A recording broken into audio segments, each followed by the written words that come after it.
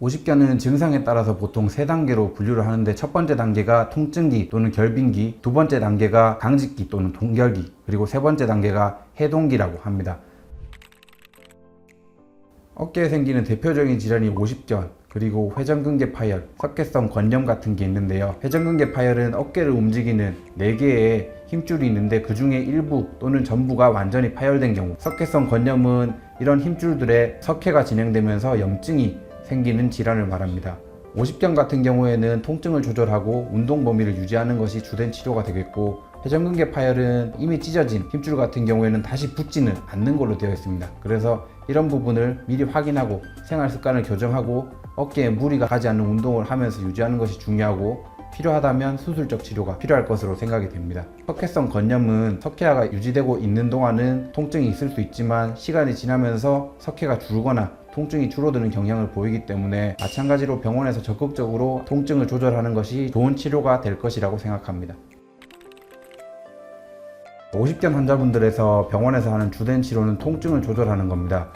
아프다고 해서 안 쓰는 게 아니라 통증을 조절해드리고 재활치료하고 스트레칭하고 운동할 수 있도록 도와드려서 불편함이 없도록 할 수 있는 게 병원 치료의 장점이라고 생각이 되고요. 점점 더 심해지거나 잘 낫지 않는 경우에는 수술을 고려하는 경우도 있는데, 아직까지는 수술을 하는 것이 수술을 하지 않는 것보다 더 낫다, 이런 연구 결과는 부족하기 때문에 수술을 하는 것이 반드시 필요하다, 이렇게 말씀드리기는 힘듭니다.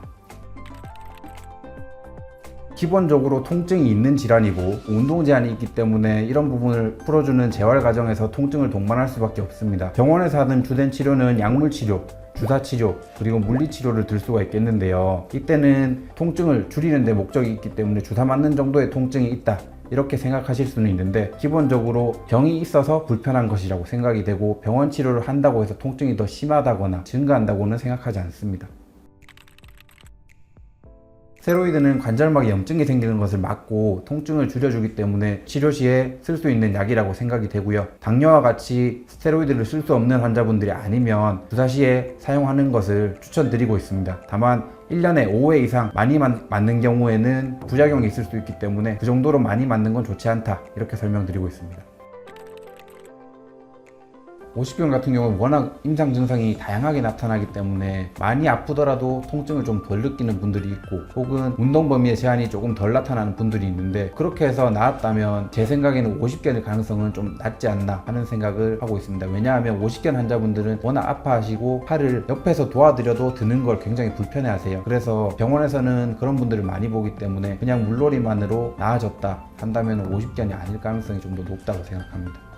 지금까지 오십견에 대해 궁금한 점들에 대해서 좀 말씀을 나눠봤는데요. 더 궁금한 점이 있으시면 내원에서 저한테 질문을 주시면 제가 성실히 가능 한에서는 다 답변을 해드릴 수 있으니까요. 내원에서 진료를 한번 받아보시길 추천드립니다.